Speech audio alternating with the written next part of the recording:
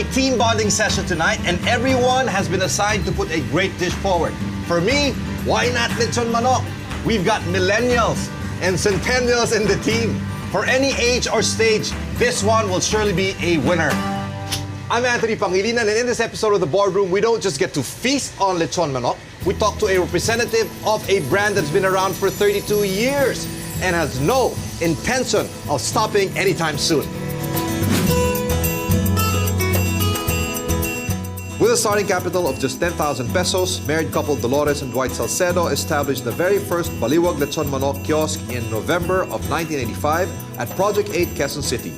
More than 3 decades later, the daughter and managing director Sarabeth Salcedo continues to keep their signature Lechon Manok at the center of family reunions, birthdays, and many other celebrations nationwide. From their humble beginnings, Baliwag Lechon Manok has grown from just one kiosk to over 300 outlets across the country, with additional brands like Little Manila and Steak Station, carrying a wide selection of Pinoy favorites that continue to satisfy the Filipino palate. Woo! You should be smelling this. Hi, Anthony. Hello. I didn't know that we have a new employee.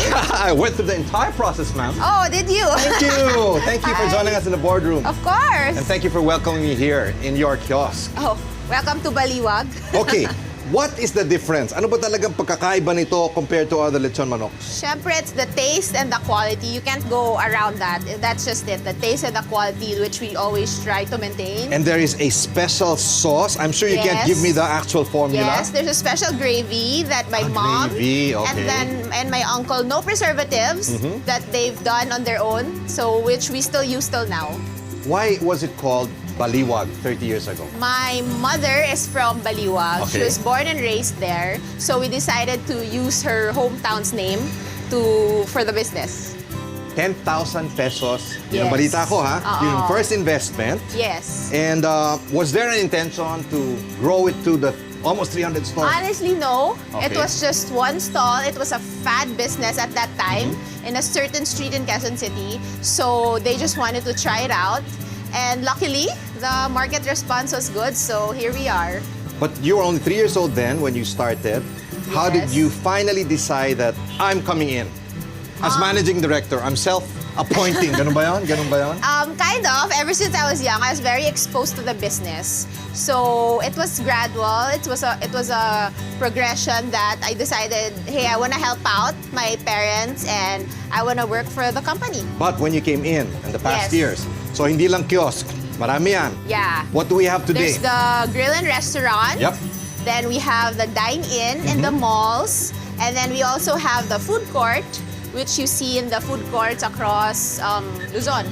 When this opened, and I know this because I was still a young boy then. Okay. Fad siya nun eh. Yes, it was. It was. And nobody can say that Baliwag is just a fad today. Yeah. Thankfully, everyone supported the product, and we're still here 3 decades after.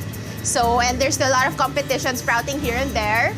So we feel humbled and lucky that we're still here, and the Filipino people love Lechon Manok. Well, there's so many things I want to learn from you, but we can't do it here because your grill men are saying naluluto na po mga lechon manok natin. Okay, let's go to the boardroom then, Anthony. Thank you. Perfect. Ladies and gentlemen, more filling and juicy details about this company, the family, and everything about it after the boardroom returns.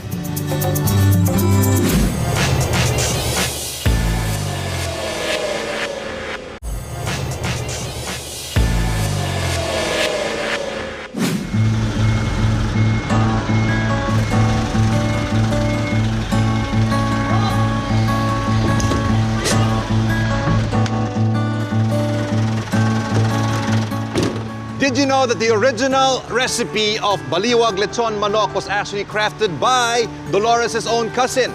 Through the years, it evolved with the couple's own food critics giving their suggestions. That's family, friends, relatives, even former schoolmates. Truly, this is one brand that is homegrown and community grown. Let's continue our conversation with Sarah, who was there from the very beginning. Magandang araw po. Welcome to Baliwag.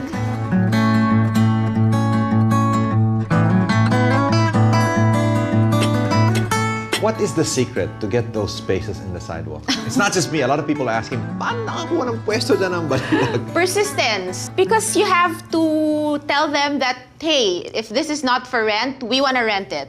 So you have to be able to sell your business to them that we want to do something out of this vacant space that you're not doing anything with. It's not like you have a sign there, corner for rent. Wala namang ganon, di ba? Sometimes there's none. You have to ask them and you have to prepare all the documents yourselves wherein they'll just sign in, and so that's it. So you just want to... That's a very important tip. You prepare the documents already so that you prepare and show them the documents that will give them business. Yes. Ganun na lang, simple lang, pirma na lang, di ba? Yes, yes. You practically did, your mom, at least in the beginning, started this everything. 30 years ago, everything. Yes. But if there's one thing you would say that was really there from the beginning that you are so proud of when it comes to your parents' involvement here, what would that be?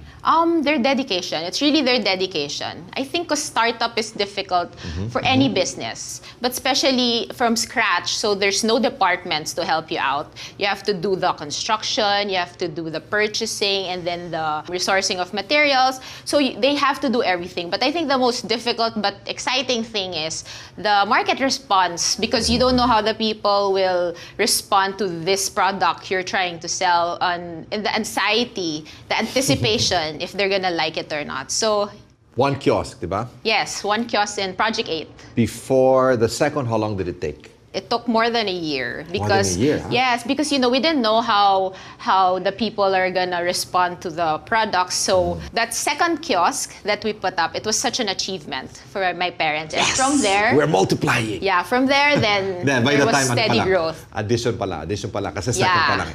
Why do you think that the people come back? What was it from the There's first really no store? going around it. It's just taste and the quality. For these 30 years, we've tried to use technology to give the freshest ingredients and to make the quality more consistent. But What do you mean by technology? we try to make use of the latest production techniques so that the taste would be more consistent and the quality would be more consistent too, because of course we're expanding. The fact that you challenge this idea that if it ain't broken, why fix it? Yes, yes. Because, Baliwag has been there. So when I entered, it's hard to change something that doesn't really need to be changed. Okay na I naman, mean, di ba? it's been working all these years. So it's always, why fix it if it ain't broke? But, sometimes you need to innovate and try to try new things, even if it's not broke. Well, it's a new principle now, is that if it ain't broken, break it. Yeah. Or the competition will break it for you. Yes. Right? So now you're managing the business as managing director. Yes. What is the main thing? Meron kasabihan, ano? There's a saying. The main thing, sabi ni Stephen Covey, is to keep the main thing the main thing. Yes. So when it comes to this business, what's the main thing? For me, it's presence. I try to be there. A majority of my time working is in the field. So I go to the branches. I try to be present because I like talking to our front runners. So presence. Yes. And when you say the key people, you actually mentioned grill men. Yes. I Very love that term. important. We try to not just talk to the upper management, but I see to it that I talk to the grill men, the ones who are in direct interaction with the customers. They're like the commercial models of Baliwag. Nakailan ka na ngayon? Na Manok? And they're the ones who talk to the customers. They get the direct feedback, first-hand feedback So of the what do you customers. look for in a grill man? What? Tell me now, ano ang sikreto para magaling na grill man siya? Not only does he grill, but can engage, no? Yun, magaling makisama, not just sa mga kasama niya sa trabaho, but also to the customers. To have that relationship with the customers in that few seconds that they're interacting with each other. So I talk to them and then I ask them what we need, what the customers' feedbacks are. I think that's the best way to know what's happening in the market. I love it. I love Yes. it. Now, you're in a business, food to, no? Perishable siya. Yes. Mga manok, supply pa iba-iba. Diba? At kailangan, always fresh yan. Yes. And you need a certain quantity every day. So, how does that work? Being the food business, we're dealing with perishable goods. Right. So we need to forecast. Forecasting Forecasting is key. Yes, very important, especially in our business. And we have a lot of cold storages. We've made use of those technology so that hindi kami maubusan ng mga binibenta namin for the consumers. Paano yung competition? Yeah. Come on! Competition for the lechon manok business. Contrary to popular belief, we accept and we welcome competition. I think it's a very good indicator na may market, na gusto nung tao yung produkto namin. Parang cockfighting. Oh.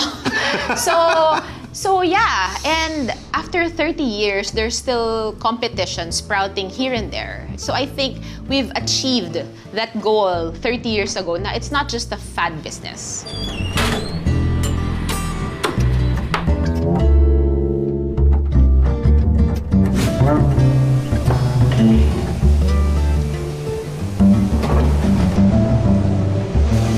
Humility and hard work have proven to be core values of the family and the company through the years, leading to its amazing growth.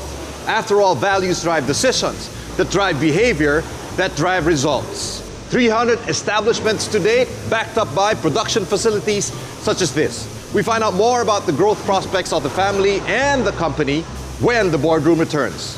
For now, back to hard work.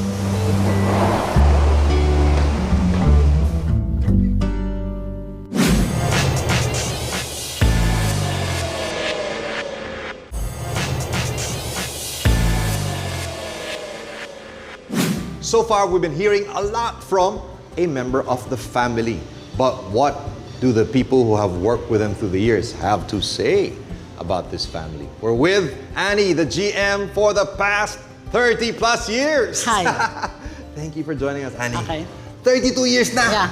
Oh my, from day one. From day one of the operations. Yes, and then naging supervisor kayo, no? Yes. When you started.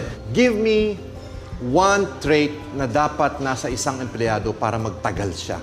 You know, to last as long as 3 decades in your case. Anong kailangan sa isang professional employee? I think the most trait that is needed for an employee to stay for 3 decades or more is dedication.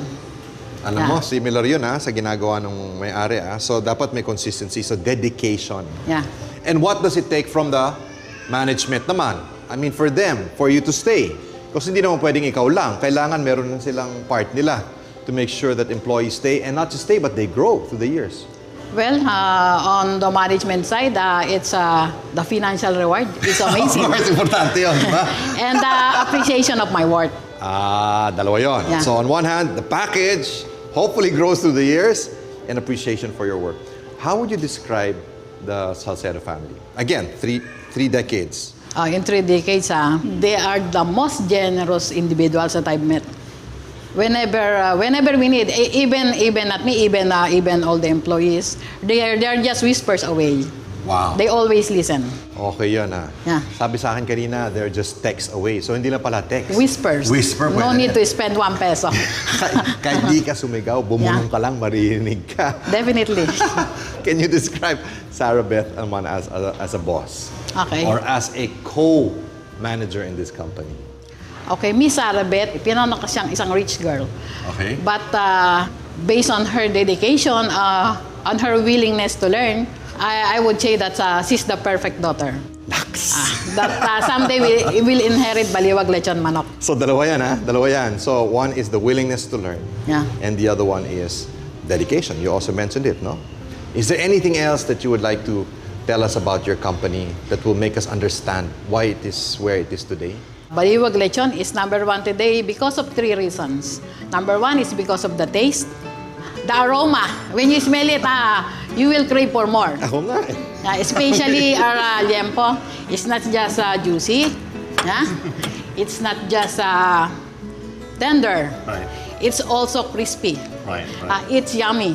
Okay, so the taste, the aroma, and And #3, it's the price. For only 240 for manok and 189 for liempo, you will get a heavenly feeling while eating. yes, and that's what's gonna happen to my team later kasi meron akong team bonding. Yeah. Maraming salamat, Annie. Thank you so thank much, you. and all the best to you for not just years but decades to come. Okay.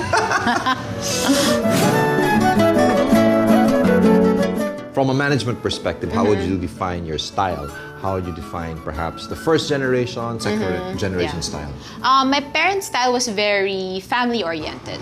You know, we tried to make the management not inaccessible. You can speak to my mom, you can text her. She's always in the office. You can talk to her if you have any feedback. So that's something that I also try to incorporate, that human interaction. So anong tip mo? One-time management tip. You talked about presence. How can one be present with family and then present also with company?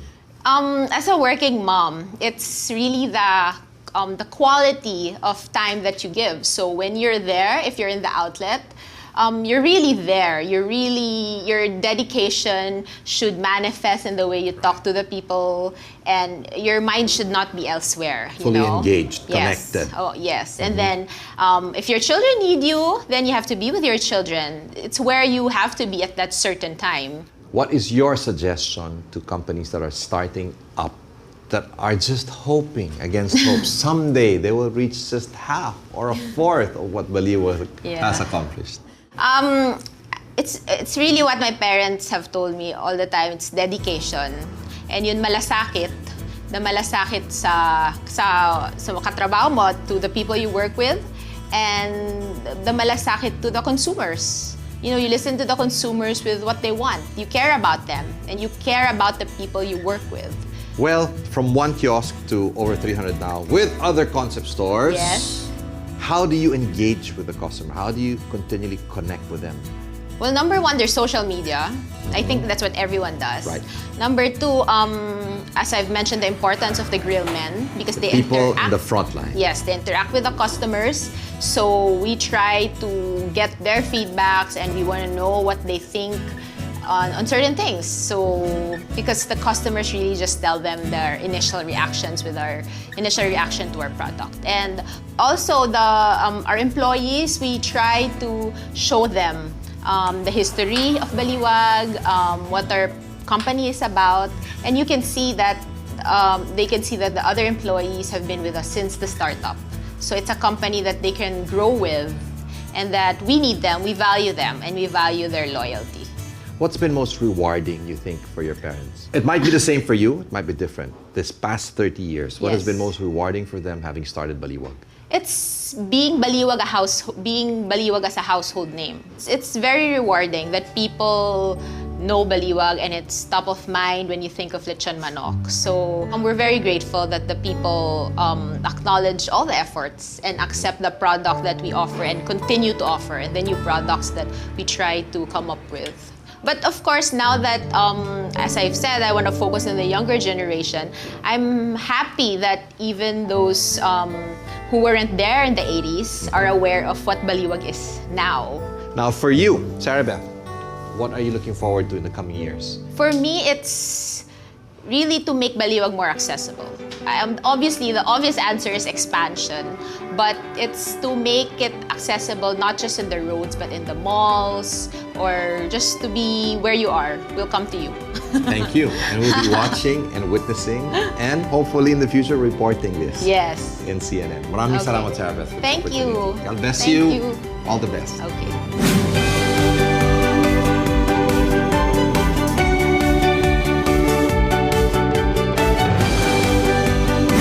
Nehemiah rebuilt the walls of Jerusalem, aided by masons with spear in one hand and a shovel on the other.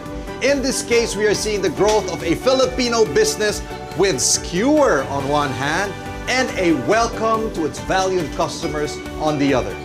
Join me again next week as we engage some of the country's top business leaders, innovators, and executives. I'm Anthony Pangilinan, and this is The Boardroom.